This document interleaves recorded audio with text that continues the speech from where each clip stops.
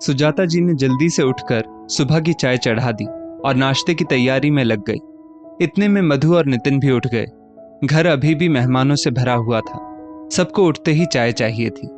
चाय उबल चुकी थी। एक बड़े से जग में चाय छानी और कप लेकर वो हॉल में आ गई। सभी को चाय के लिए जगाया। जल्दी से उठ जाओ, पंडित जी आने वाले हैं, हवन की भी तैयारी करनी है। तब तक मधु भी नहाकर तैयार होकर आ चुकी थी। मम्मी जी, आपने चाय क्यों बनाई? मैं बना लेती। सब रिश्तेदार क्या सोचेंगे कि बहू तो रसोई में आई नहीं और सास चाय बना रही है। मधु, मैं क्यों सोचूं कि कौन क्या कहेगा और क्या नहीं।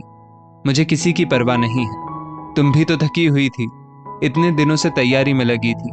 भागदौड़ बाजार की भी थका देती है। तुम जाकर गुड़िया को दूध पिला दो, यहाँ मेहमानों को मैं देख लूंगी। अपनी सास की बात सुनकर मधु जल्दी से कमरे में चली गई। गुड़िया को दूध पिलाकर डायपर पहनाकर तैयार कर दिया। अभी 9 बजे कलश भी लेने जाना था। भारी लहंगा पहनना था। भारी जेवर और कपड़े पहनकर मधु तैयार हो गई। इतने में रसोइया भी आ गया था। मधु और नितिन के सपनों के घर का आज गृह प्रवेश था।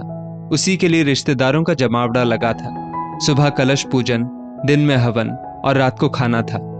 मधु की सास भी गांव से अपने बेटे बहू की खुशियों में शामिल होने आई थी। वो पूरे मन से काम संभाल रही थी।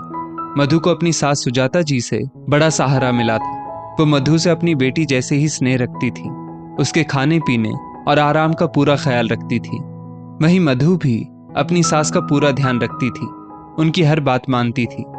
कलश पूजन के बाद हवन की तैयारी हो गई थी।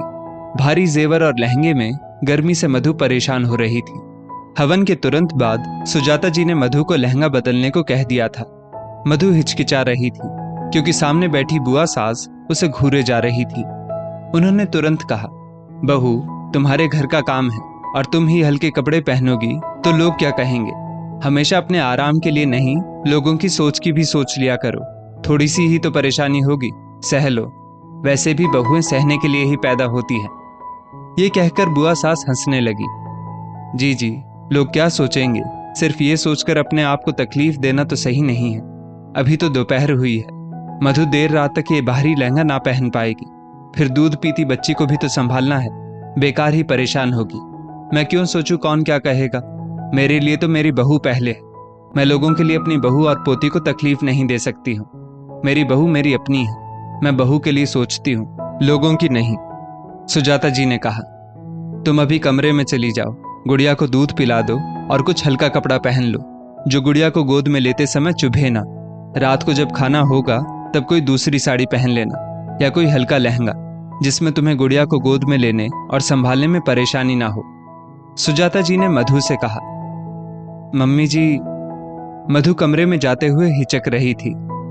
अपनी सास की बात नहीं मानेगी, सुजाता जी ने बनावटी गुस्से में कहा तो मधु मुस्कुराकर कमरे में चली गई और बुआ सास बहू का प्रेम देखती रह गई।